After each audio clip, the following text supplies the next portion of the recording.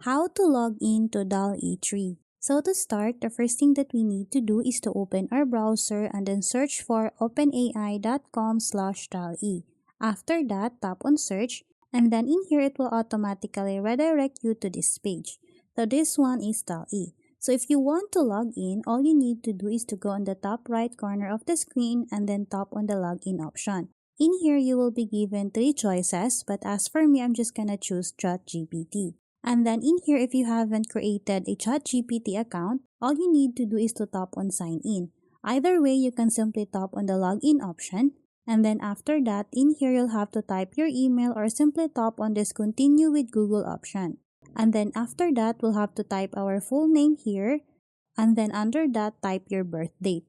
Once you're done, simply tap on continue. And then in here, as you can see, I'm now logged in on my ChatGPT account. What we need to do is to go at the bottom part of the screen, and then in here we'll have to type dall-e 3. And then after that, we'll have to tap on enter. And then as you can see here, it automatically explained what is dall-e 3. So in here, to use dall-e 3, what we need to do is to follow this instruction.